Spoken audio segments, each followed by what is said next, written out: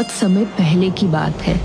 त्रिकालदत्त नाम का एक क्रूर और शक्तिशाली जादूगर एक घने जंगल के बीच एक काले महल में रहता था। वह अपने जादुई करतबों और निर्दयी स्वभाव के लिए जाना जाता था।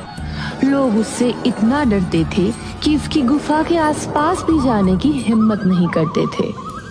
त्रिकालदत्त को अपने जादू पर बहुत घमंड था। उसे लगता था कि वह अमर है और कोई भी उसे हरा नहीं सकता। लेकिन उसकी एक कमजोरी भी थी।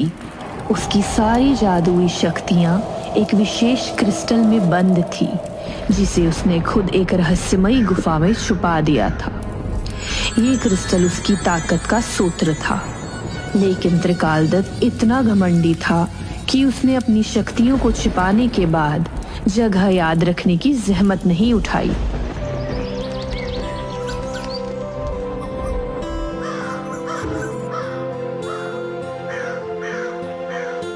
राजकुमार विक्रांत, जो कि राजा का एक लौता बेटा था, न केवल अपनी बहादुरी के लिए जाना जाता था, बल्कि अपने कोमल हृदय के कारण भी पूरे राज्य में प्रिय था।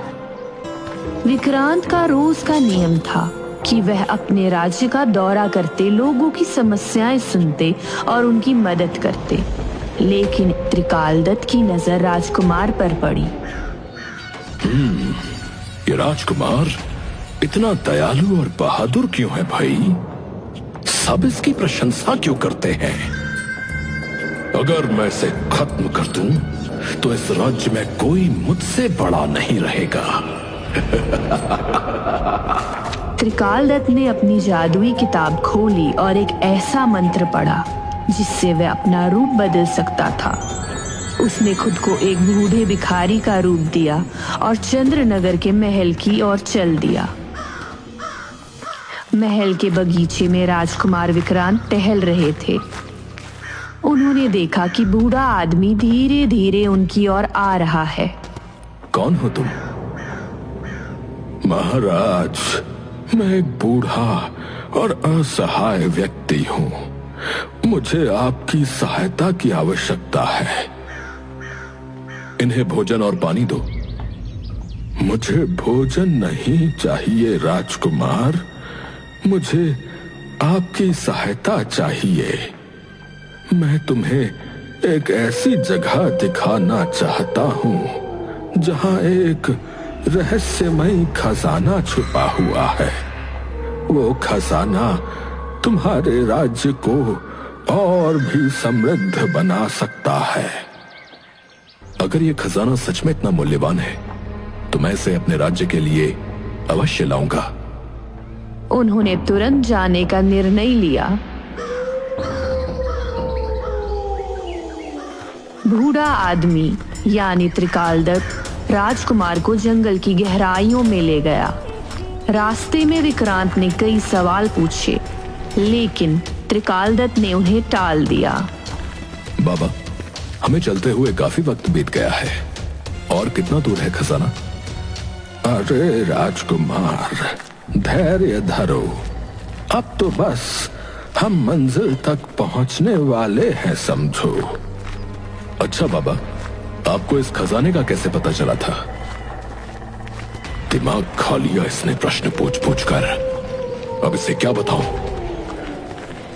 अरे बेटा, मुझे एक स्वप्न में दिखा ये खजाना, और उसके बाद कई किस्से कहानियों में भी इसका जिक्र है। हाँ, चलो चलो, थोड़ा जल्दी बढ़ते हैं। आपने पहले इस खजाने को क्यों नहीं लिया? ये खजाना केवल तुम्हारे जैसे बहादुर और सच्चे इंसान को स्वीकार करेगा। मुझ जैसे साधारण आदमी के लिए ये असंभव है। विक्रांत उसकी बातों से प्रभावित हो गए, लेकिन जैसे ही वे जंगल के अंदर पहुंचे, अचानक बूढ़े आदमी का स्वर बदल गया। बस, अब और आगे जाने की आवश्यकता नहीं। तुम कौन हो? मैं त्रिकालदत्त हूं, और अब तुम मेरे जादू से बच नहीं सकते। उसने अपने जादुई मंत्र से विक्रांत को बकरी में बदल दिया। अब देखता हूँ तुम्हारी बहादुरी तुम्हें कैसे बचाती है। राजकुमार विक्रांत अब बकरी बन चुके थे। उनका शरीर छोटा हो गया था, 4 पैर और लंबे कान हो गए थे। वह अपनी हालत देखकर परेशान हो गए। मैं क्या करूं? मैं तो बकरी बन गया हूं। अब कैसे अपने राज्य लौटूंगा?